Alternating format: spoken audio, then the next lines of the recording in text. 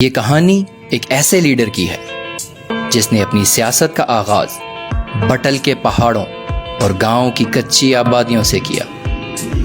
وہ نہیں جانتے تھے کہ ان کا یہ سفر انہیں ممبر ڈسٹرکٹ کونسل سے اسلام آباد میں پارلیمان تک لے جائے گا اور وہاں سے وزیر برائے مذہبی امور کا حلف بھی اٹھا لیں گے۔ ان کی سیاست 1979 میں نماز جمعہ کے بعد گاؤں کے مشاورتی جرگے سے ہوئی۔ آج کا دن پارلیمانی رہنما پاکستان مسلم لیگ نون خیبر پختونخوا اسمبلی سابق وزیر برائے مذہبی امور سردار محمد یوسف صاحب کے نام۔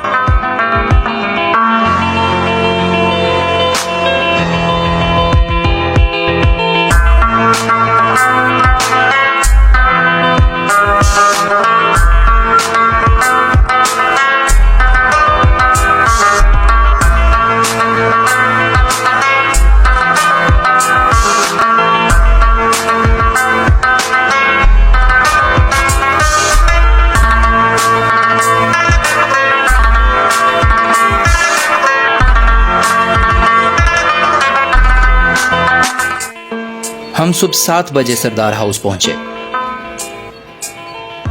اتوار کا دن تھا۔ سردار صاحب نے اتوار کا دن پبلک ڈے کے لیے مختص کر رکھا ہے، اس لیے صبح ہی اہلیان علاقہ اپنے مسائل لے کر سردار ہاؤس میں موجود تھے۔ سردار صاحب نے اہلیان علاقہ سے ملاقات کی اور ان کے مسائل سنے اور ان مسائل کے حل کی یقین دہانی بھی کروائی۔ سردار صاحب کے حجرہ میں مختلف تصاویر بھی آویزاں تھیں جو ان کے پولیٹیکل کریئر کے دوران مختلف مینٹورز کے ساتھ لی گئی تھی۔ ہم نے سردار ہاؤس میں ناشتہ کیا اور پھر سردار صاحب سے ملاقات کی۔ السلام علیکم ناظرین، میں ہوں حسنین سواتی اور آپ دیکھ رہے ہیں ہزارہ ون ٹی وی۔ آج جس پرسنالٹی سے ہم ملاقات کے لیے آئے ہیں ان کا ایک مختصر سا تعارف کرواتا چلوں۔ آج کا پروگرام بھی انہی کے نام سے منسوب ہے، ایک دن سردار محمد یوسف کے ساتھ۔ ان کے بارے میں آپ کو بتاتا چلوں کہ مانسیرا سے 40 کلومیٹر کے فاصلے پر ایک پہاڑی علاقہ ہے جال گراں، وہاں ان کی 1 جون سن 1952 کو پیدائش ہوئی۔ اس کے علاوہ وہیں بٹل گورنمنٹ ہائی اسکول جو ہے وہاں سے انہوں نے میٹرک کی۔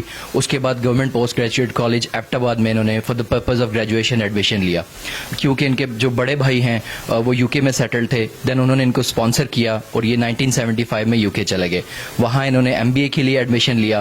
دین 1979 میں یہ دوبارہ پاکستان واپس آئے اور عملی سیاست میں حصہ لینا شروع کیا۔ 1985 میں پہلی دفعہ یہ ممبر پروونشل اسمبلی الیکٹ ہوئے اور اس کے علاوہ 1990 میں پہلی دفعہ یہ ممبر نیشنل اسمبلی الیکٹ ہوئے۔ ان کے بارے میں آپ کو بتاتا چلوں کہ انہوں نے پہلی دفعہ ناموس رسالت صلی اللہ علیہ وسلم کا بل اور اس کے علاوہ پروونشل اسمبلی میں ناموس صحابہ کا بل انہوں نے پاس کروایا۔ اسپین، بیلجیم، ایجپٹ، اس کے علاوہ سعودی عربیہ اور 15 مختلف ممالک میں پاکستان کی نمائندگی کر چکے ہیں۔ کرنٹ ممبر پروونشل اسمبلی بھی ہیں PK 34 مانسیرا۔ تو آئیے آج کی آپ کی ملاقات کرواتے ہیں سردار محمد یوسف صاحب کے ساتھ۔ سر السلام علیکم۔ وعلیکم السلام۔ کیسے ہیں آپ؟ الحمدللہ، اللہ کا فضل ہے، ٹھیک ہے۔ بہت شکریہ سر، آپ نے ہمیں اپنے گھر انوائٹ کیا، آج کا دن آپ نے ہمیں دیا، ہم آپ کا شکریہ ادا کرتے ہیں۔ میں حسنین صاحب آپ کو، اپنی ٹیم کو، نیم صاحب کو ویلکم کہتا ہوں۔ آپ تشریف لائیں، یہ بڑے سعادت کی بات ہے اور میں مشکور ہوں ہزارہ ون نیوز ون کا کہ ان کی ٹیم میرے پاس آئی اور ابھی چونکہ اس کا آغاز ہم کر رہے ہیں الحمدللہ، اور جس طرح آپ نے کہا، ایک تو 1985 میں صوبائی اسمبلی کا ممبر بنا تھا اور پھر میں اس وقت اس حکومت میں ایڈوائزر بھی رہا، اور اسی طریقے سے سب سے پہلا جو الیکشن تھا میں 79 میں کنٹیسٹ کیا تھا۔ تو الحمدللہ کہ اس کے بعد جو الیکشن ہوتے رہے، ہر الیکشن میں نے کنٹیسٹ کیا ہے اور زیادہ تر الیکشن میں کامیاب بھی رہا ہوں۔ اور آج جس طریقے سے آپ نے کہا کہ انشاءاللہ قومی اسمبلی میں بھی، صوبائی اسمبلی میں بھی جو ایک رول ہوتا ہے پارلیمنٹیرین کا، اس کے لیے ہم کوشش کرتے ہیں کہ کچھ نہ کچھ اپنی طرف سے اس میں حصہ لیں۔ بہت شکریہ سر. میں نے آپ کا مختصر سا تعارف تو کروا دیا. 2013 سے 2018 تک آپ جو ہے وہ minister religious affairs and interfaith harmony بھی رہ چکے ہیں. تو سر بہت سارے آپ کے چاہنے والے ہیں مانسیرا میں بھی اور ہزارہ میں بھی انفیکٹ. تو سر ایک تفصیلی تعارف اپنا ضرور کروائیے, لوگ آپ کے بارے میں جاننا چاہیں گے. نام سردار محمد یوسف ہے اور میں مانسیرا کے ایک دور دراز پہاڑی علاقہ کے گاؤں جل گلی کا رہنے والا ہوں.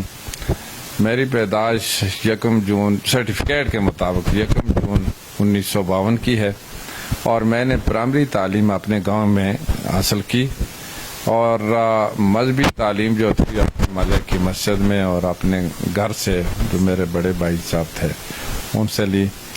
اور اس کے بعد ہائی اسکول بٹر سے میں نے 1969 میں میٹرک کیا اور پھر انٹرمیڈیٹ کالج مانسیرا میں نے داخلہ لیا. اس وقت پورے ضلع میں ایک ہی انٹرمیڈیٹ کالج تھا. اور اس کے بعد میں government degree college Abbottabad میں گریجویشن کے لیے اس میں ایڈمیشن لی. لیکن اسی دوران اس طرح آپ نے کہا کہ مجھے میرے بڑے بھائی حاجی اختر صاحب جو کہ انگلینڈ میں تھے انہوں نے اسپانسر کیا اور میں نے بزنس اسٹڈی میں وہاں داخلہ لیا اور وہاں پہلے او لیول اور پھر اس کے بعد اے لیول اور اس کے بعد جو آگے ڈگری کے لیے کورس کے لیے جو ایڈمیشن لینی تھی اسی دوران میں واپس آ گیا پاکستان میں 79 میں. یہاں اس وقت ضیاء صاحب کی حکومت تھی اور لوکل کونسل کا الیکشن شروع تھا. تو گاؤں کی مسجد میں جمعہ کے دن لوگوں کے مطالبے پر میں نے پھر لوکل کونسل میں حصہ لیا. میرے بڑے بھائی حاجی محمد اسماعیل صاحب مرحوم اس وقت وہی مطلب ہے میری کفالت کی انہوں نے اور انہوں نے پرورش بھی کی اور فیصلہ بھی انہی کا تھا. تو لوگوں کی یہ چاہت تھی کہ وہاں سے وہ مجھے الیکشن میں لڑائیں. تو پھر ان کی خواہش کے مطابق جامع مسجد جل گلی میں فیصلہ ہوا کہ ہماری طرف سے یہ کینڈیڈیٹ ہے. پھر تیسرے دن ہم نے بٹل میں چونکہ حلقہ وسیع تھا 3 یونین کونسل پر مشتمل تھا دوسرے علاقوں سے لوگوں کو بھی مدعو کیا اور وہ ایک ان کے ساتھ مشاورت کر کے پھر فیصلہ تصدیق کرائی اور اس کے بعد پھر 79 میں پہلا الیکشن میں لڑا. اللہ کے فضل و کرم سے کامیابی ہوئی اور پھر دوسرا الیکشن میں نے 1984 میں لوکل کونسل کا الیکشن کنٹیسٹ کیا اور دوسرے حلقے سے بھی اللہ تعالیٰ نے کامیابی دی. اس کے بعد 1985 میں نے غیر جماعتی الیکشن جو ہوئے تھے اس میں حصہ لیا اور اس میں اللہ نے کامیابی دی اور پھر میں ایڈوائزر بھی رہا اور بعد جہانگیر صاحب کی حکومت شروع کر. اور پھر 1988 میں بھی دوبارہ الیکشن میں حصہ لیا, اس میں رہ گیا تھا. پھر 1989 کے ضمنی الیکشن تھا جو بٹگرام کا قومی اسمبلی کا, اس میں کنٹیسٹ کیا اور اس میں بھی میں رہ گیا. لیکن اس میں اپنے آپ کو کامیاب سمجھتا ہوں کیونکہ دوسرے حلقے سے جا کر میں نے اور دوسرے ضلع سے وہاں سے جا کر اللہ کی کرم نوازی سے یعنی اس کے بعد مجھے 1990 میں ضلع مانسیرا کو اس وقت NA14 تھی اور وہاں کے اور PF56 تھی جو کہ دونوں حلقوں سے جو عوام کی مشاورت سے پھر دوبارہ الیکشن لڑنا پڑا اور آزاد حیثیت سے دونوں سیٹیں اللہ کے فضل و کرم سے کامیاب ہوئی. تو 90 سے پھر لے کر 93 میں بھی دوبارہ میں پاکستان مسلم لیگ نون کے ٹکٹ پر الیکشن لڑا تھا, اللہ نے کامیابی دی. پھر 97 میں بھی الیکشن لڑا, اس میں بھی کامیابی دی. اور اسی طریقے سے اس کے بعد 2002 میں قومی اسمبلی میں نہیں بلکہ میرا بیٹا سردار شاہجہاں یوسف الیکشن لڑا, وہ کامیاب ہوئے. اور میں نے بلدیاتی الیکشن میں حصہ لیا اور لوکل گورنمنٹ کا جو جنرل مشرف کے دور کا الیکشن تھا اور پہلے اس میں رہ گیا تھا. لیکن دوسری دفعہ جب 2005 میں الیکشن ہوا تو اس میں اللہ نے مجھے کامیاب کیا اور پھر اس کے بعد 2013 کے الیکشن میں دوبارہ قومی اسمبلی سے الیکشن کنٹیسٹ کیا. تو اللہ نے یعنی اس میں بھی سرخرو فرمایا اور پھر میں پہلی دفعہ وفاقی وزیر بنا 2013 5 سال. اور میری جو ذمہ داری تھی وزارت مذہبی امور اور انٹرفیتھ ہارمنی کی تھی، اس میں اللہ کی کرم نوازی سے میری جو بھی صلاحیت تھی اس کے مطابق کام کیا. اور مجھے اس بات کی خوشی ہے کہ اللہ تبارک و تعالیٰ نے میرے ذمہ اچھا کام لگایا ایک مذہبی، دینی اور انسانیت کی بہتری کے لیے. اور آج پالیسی بھی جی الحمدللہ اس وقت جو بنی اور اس سے حاکیوں کو بھی فائدہ ہوا اور ملک و قوم کا نام بھی روشن ہوا پوری دنیا میں. پاکستان کے جو حج کا پالیسی تھی اس کو اپریشیٹ کیا گیا. اور انٹرفیتھ ہارمنی کے حوالے سے بھی ہم نے کام کیا الحمدللہ. بین المسالک مانگی، بین المذاہب مانگی پر بھی الحمدللہ ہم نے کام کیا. علماء مشائخ کونسل بھی بنائی اور جو منارٹی کمیشن بھی بنایا. تو اس طریقے سے جو بھی کام کیا اللہ کی رضا اور مخلوق کی بہتری کے لیے اللہ نے کام لیا. میں رب تعالیٰ کا شکر ادا کرتا ہوں کہ جتنے بھی جو کام ہوئے جس طریقے سے بھی ہوئے ہیں یہ اللہ کی خاص کرم نوازی سے اور نبی پاک صلی اللہ علیہ وسلم کے صدقے سے بڑے اچھے، یعنی اس انسانیت کی بہتری کے لیے پوری انسانیت مسلم امت کے ساتھ پوری انسانیت کے ساتھ آل اوور دلی. اور اسی وجہ سے میں سمجھتا ہوں کہ اللہ نے اپنے فضل و کرم سے کامیابیاں بھی دی ہیں. اور اب بھی یہی ہمارا جو بصیت ایک مسلمان کی ذمہ داری بنتی ہے کہ ہم پوری انسانیت کی بہتری کے لیے کام کریں.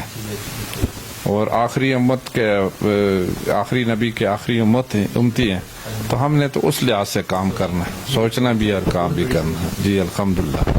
صاحب آج کا دن تو آپ کے نام ہے، تو بتائیے آج کا کیا پلاننگز ہیں ہماری؟ جی حسین صاحب آج کے دن ابھی انشاءاللہ یہاں سے پھر جائیں گے بسیاں بالاکوٹ اور وہاں پر ایک ریسیپشن ہے. چونکہ ابھی میں نے جو قرارداد ہے ناموس صحابہ و اہل بیت وہ پاس کرائی ہے. اس سے پورے مسلمانوں کے دلوں میں خوشی کی لہر بڑی حد تک، یعنی لوگوں نے اس کو اپریشیٹ بھی کیا ہے. تو اس حوالے سے بیسیا میں پہلے ایک ریسیپشن ہے، اس میں شریک ہوں گے. اس کے بعد وہاں ہی بالاکوٹ کے کچھ نوجوانوں نے ریلی کا انتظام کیا ہے تو اس میں بھی جائیں گے. پھر اس کے بعد ایک شادی ہمارے دوست کی غلام ربانی صاحب ایڈوکیٹ کے بچے کی شادی، اس میں انشاءاللہ شریک ہوں گے. اور اس کے بعد 2-4 جگہ ہم نے تعزیت کے لیے بھی جانا ہے. اور اس کے ساتھ ہی پھر ہم نے جو آگے جو پروگرام ہوگی شاید اگر اس میں مزید بھی کوئی شامل ہوتے ہیں انشاءاللہ. تو چلیے ناظرین آپ کو لے چلتے ہیں انشاءاللہ بسیاں اور بالاکوٹ، آپ سے وہاں ملاقات ہوتی ہے. بہت شکریہ. آئیے جی چلیے پھر انشاءاللہ. ہم سردار ہاؤس سے بسیاں کے لیے روانہ ہوئے. اہلیان بسیاں نے سردار صاحب کے اعزاز میں ایک تقریب منعقد کر رکھی تھی.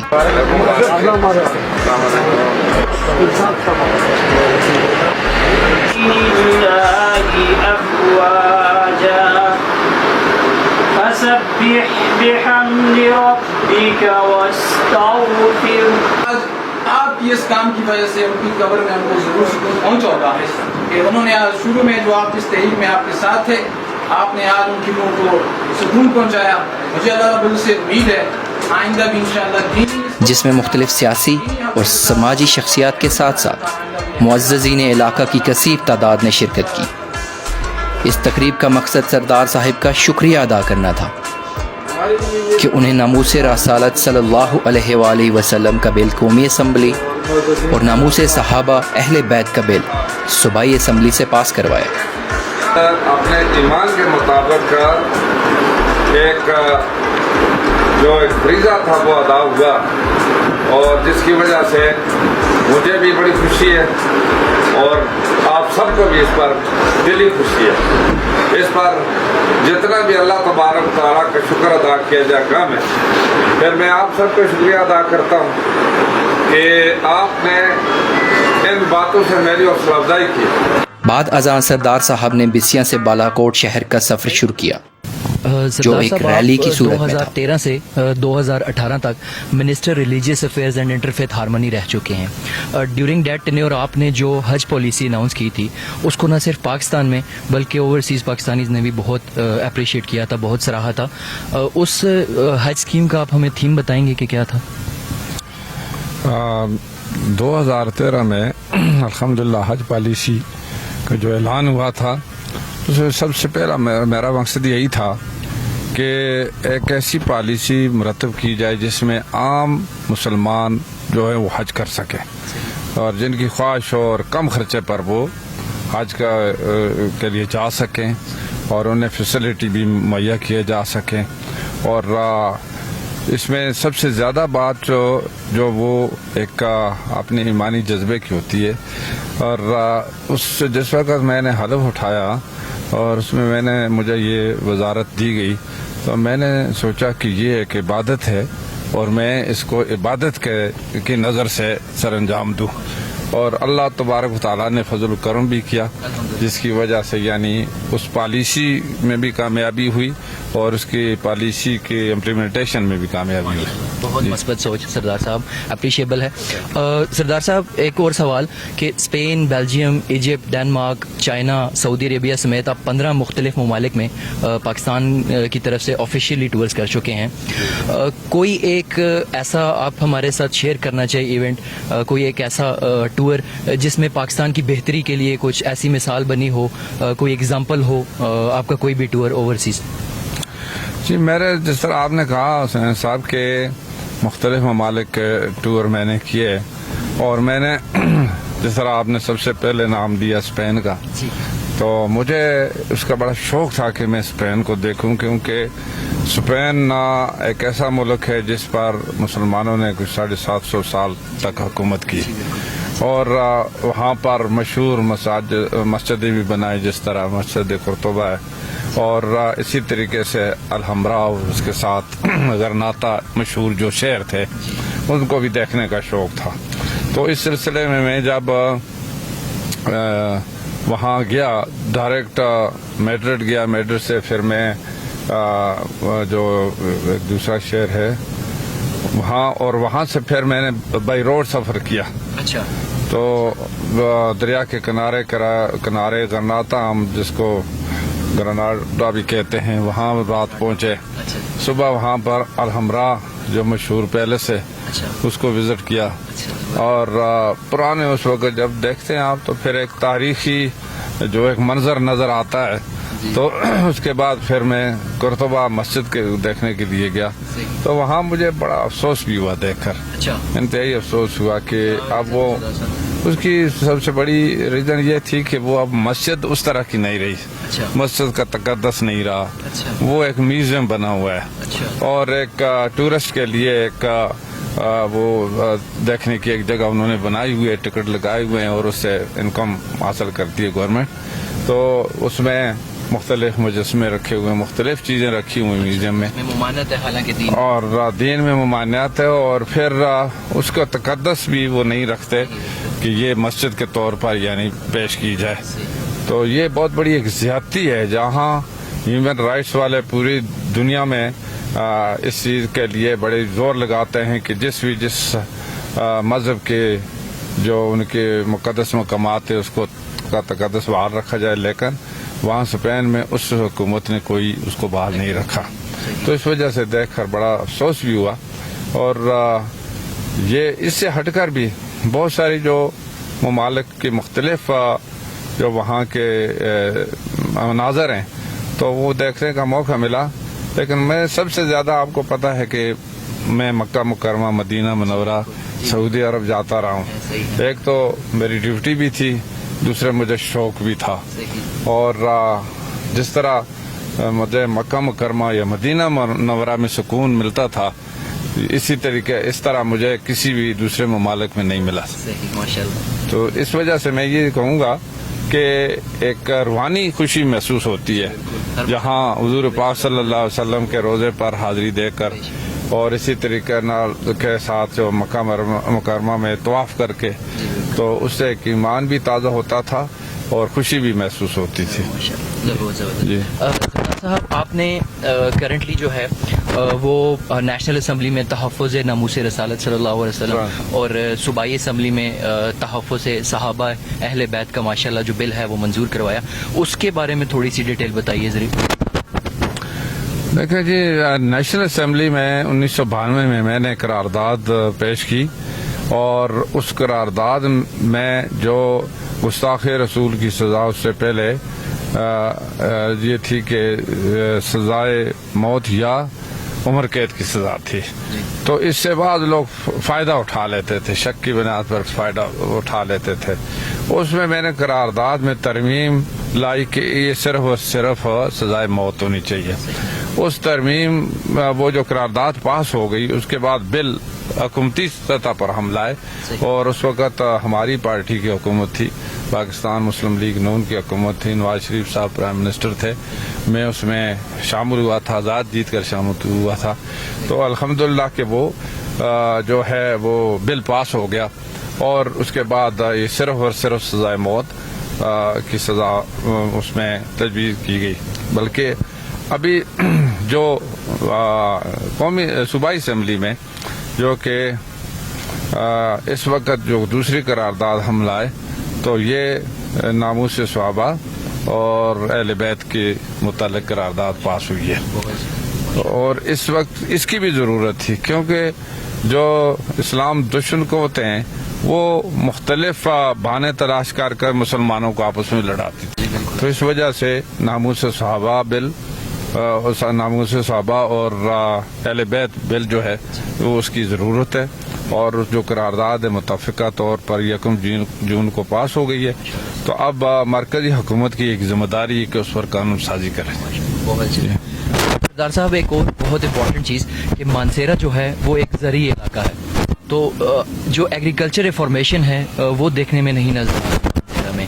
تو اس بارے میں آپ کی کچھ ایفرٹس ہیں زراعت کی ترقی کے لیے, اسپیسیفکلی مانسیرا کے لیے؟ جی دیکھیں, جس طرح آپ کا کوشچن بڑا اچھا ہے, نہ صرف مانسیرا بلکہ یہ ملک جو پاکستان ہے زرعی ملک ہے, اور اس کے جو تقریباً 70% جو آبادی ہے اس کا دار مدار زراعت پر ہے. اسی طرح پھر مانسیرا میں جو میدان پکھل ہے, یہاں زرعی زمینیں بھی ہیں, نہری زمینیں, اور بڑی اچھی فصل یہاں پیدا کی جاتی ہے. گندم کے علاوہ جو دوسری سبزیاں ہیں, تمباکو ہے, اور اسی طریقے سے جو پہلے گنا کاشت کیا جاتا تھا, یہ بڑی اچھی زرخیز مٹی بھی ہے. تو اس کے لیے میں نے پہلے بھی کئی دفعہ کوشش کی, اور اسمبلی میں یہ آواز اٹھائی کہ زرعی زمینوں کو بچانے کے لیے جو قانون آلریڈی موجود ہے اس پر عمل درآمد کیا جائے. اس سے پہلے بھی یہ قانون موجود ہے کہ زرعی زمین پر کوئی کنسٹرکشن نہیں کی جا سکتی, اس پر کوئی سوسائٹیاں نہیں بنائی جا سکتی, اس پر کسی اور مطلب بلڈنگ کے لیے وہ استعمال نہیں کی جا سکتی. تو اس کے لیے میں نے باقاعدہ قرارداد بھی جمع کی ہوئی ہے, اور اسمبلی میں بھی میں نے آواز اٹھائی کہ اس کی پروٹیکشن ہونی چاہیے کہ صرف اور صرف زراعت کے مقصد کے لیے استعمال کی جائے, اسپیسیفک. اور مانسیرا میں تو جس طرح آپ نے کہا کہ جو زمین ہے زرعی زمین وہ جو بنسبت دوسرے ضلعوں سے زیادہ اچھی تھی, تو اس کو بچانا ضروری تھا. لیکن بدقسمتی سے ابھی آپ نے بھی دیکھا, میں نے بھی دیکھا, میدانی اور نہری زمینوں پر بھی لوگوں نے بلڈنگیں بنا لی ہیں, وہاں پر ہوٹل بنائے ہوئے ہیں, وہاں پر جو ذاتی رہائش کے مکان بنائے ہوئے ہیں, اور وہ زمینیں لوگ بیچ رہے ہیں. تو زراعت کے لیے بہت کم زمین رہ گئی ہے. تو اس کے لیے ہم نے تو پہلے سے کوشش کی تھی, اور جس وقت مجھے یاد ہے ایک دفعہ ہم نے ایئرپورٹ کے لیے سروے کیا تھا, تو پھر اس میں یہ تجویز کیا گیا کہ ایئرپورٹ جو یونیورسٹی ہے اس کے ساتھ جو بفا میرا اور عبداللہ میرا وغیرہ کے ایریا ہیں اس پر بنایا جائے. تو پھر ہم نے اس کی مخالفت کی تھی. ہم نے کہا نہیں جی, یہی زرعی زمین ہے, تو یہاں ایئرپورٹ نہیں بنانا چاہیے, کسی دوسری جگہ بنانا چاہیے. اسی وجہ سے بعد میں جو دوسرا سروے ہوا تو وہ لسا نواب کی طرف سروے ہوا تھا پچھلی حکومت میں. تو یہ کوشش تو ہماری یہی رہی ہے کہ یہاں جو زمیندار کو جو زیادہ سے زیادہ فیسلٹی مہیا کی جائے, اور کاشتکار کو فیسلٹی مہیا کیا جائے. यहाँ जिस तरह चाय काश्त होती है, जो एक तजर्बा है, कितने अरसे से चाय का रिसर्च सेंटर शिनकारी में मौजूद है, उससे इस्तेफादा करने के लिए हमने कई तजवीज़ें दी। हमारी पिछली हुकूमत में बड़ी अच्छी तजवीज़ ये थी हमने कि बिला सूद कर्जा दिया जाए। तो उस वक़्त खैबर बैंक के एमडी जो बशीर खान साहब थे, या उस वक़्त के वज़ीर आला सरदार मेहताब साहब थे, और मैं गया, हमने फॉरेन का टूर भी किया, स्टडी भी की, वहाँ केनिया में जो चाय के बागात भी देखे जी। फिर वापस आकर यानी उस पर अमल दरामद ये शुरू हुआ कि जो लोग चाय काश्त करना चाहते हैं उन्हें 5 साल के लिए बिला सूद कर्जे दिए जाएंगे। वो चाय काश्त करें, 5 साल में चाय का पौधा वो प्रोडक्शन देता है, तो उसके बाद वो कर्जा वापस करें। तो ये यानी इस मकसद के लिए कि ज़्यादा से ज़्यादा लोग चाय काश्त करें, जो मुल्क की एक ज़रूरत भी पूरी करे, ज़र मुबादला को बचाया जा सके, ये सारी चीज़ें कोशिश कर रहे हैं। तो मकसद है कि इन चीज़ों के लिए हम वक्तन फ़क्तन करते रहते हैं, आवाज़ भी उठाते रहते हैं। और अब भी मेरा ये मकसद है कि बिल्कुल जो ज़री ज़मीन है उसको बचाना चाहिए।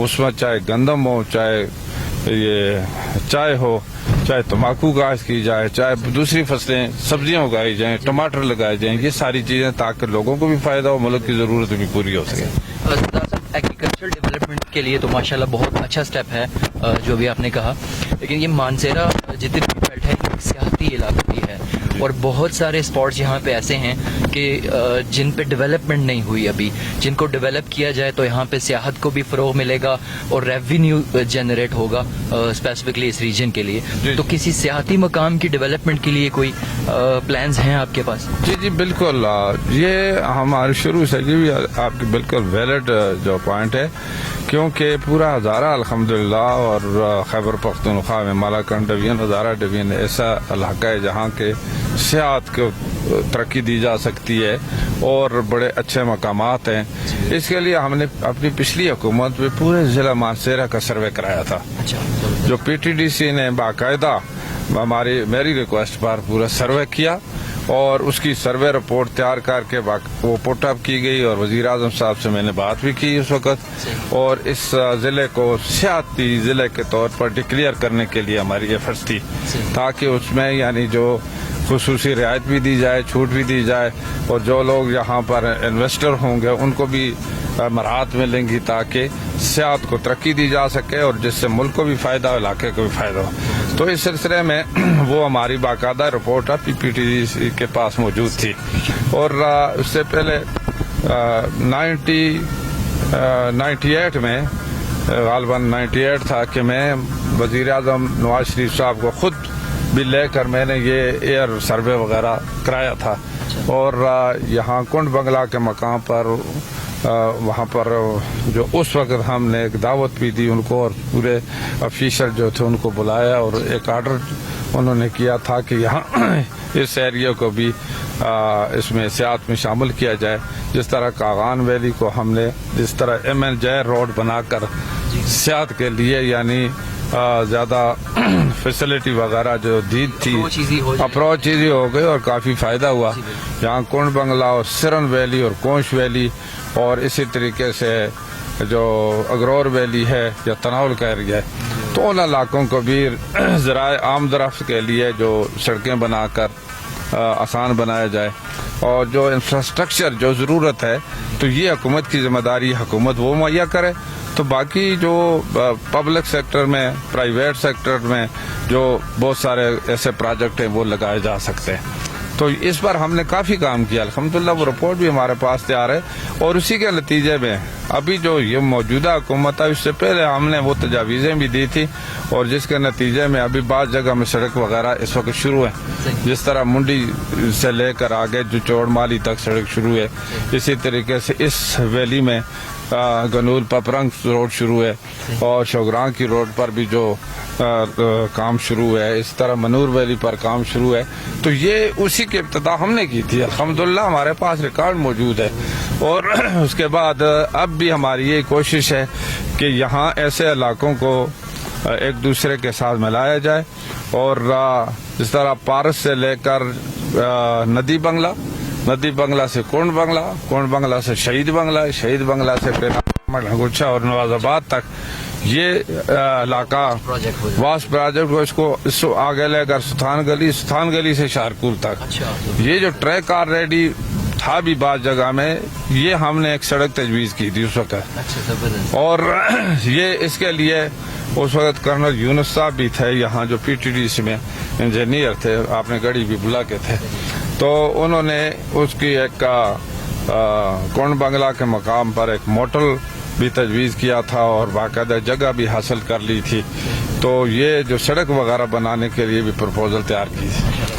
तो ये अब भी ज़रूरी है और इन इलाकों को एक दूसरे के साथ कनेक्ट इस वजह से भी किया जाए ताकि ये 3-4 वैलीज को लोग आसानी से अप्रोच भी कर सकें और डेवलपमेंट के लिए भी लोगों को भी फ़ायदा हो। जी बिल्कुल, ऐसे बिजनेस की अपॉर्चुनिटीज बढ़ेंगी। जी हाँ बिल्कुल, काफ़ी लोगों को रोज़गार भी मिलेगा।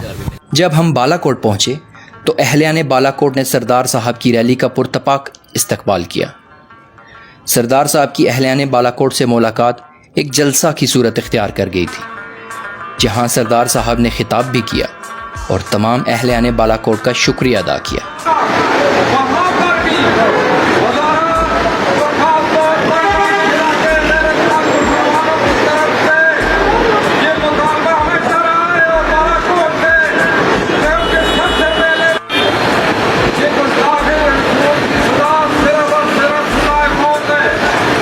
उसके बाद सरदार साहब पतलंग गांव की एक शादी में शिरकत के लिए रवाना हुए। वहां भी सरदार साहब का इस्तकबाल वालेहाना अंदाज में किया गया। वहां के लोगों ने हार पहनाकर अपनी मोहब्बत का इजहार किया। वहां उस इलाके के एक 90 साला बुजुर्ग भी मौजूद थे, जिन्हें सरदार साहब ने अपने गले के हार पहनाए और अपनी मोहब्बत का इजहार किया।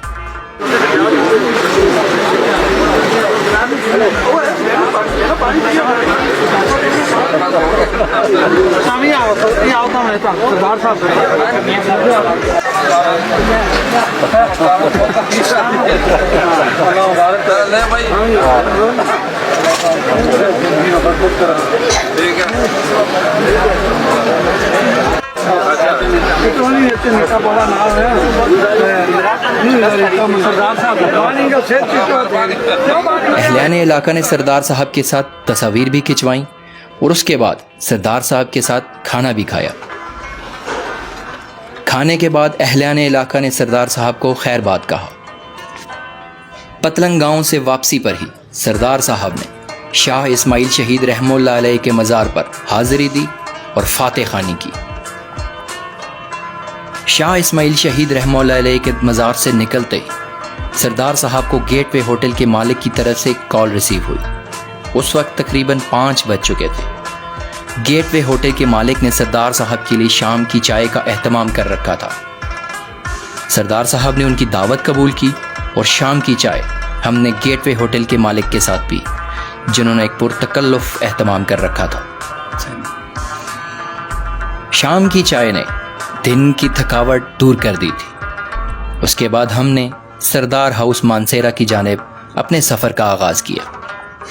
हमें लगा कि हम बहुत जल्द सरदार हाउस मानसेरा पहुंच जाएंगे, लेकिन वापसी के सफ़र के दौरान सरदार साहब ने कई घरों में फातह खानी भी की और कई घरों में मरीज़ों की तीमरदारी के भी लुके।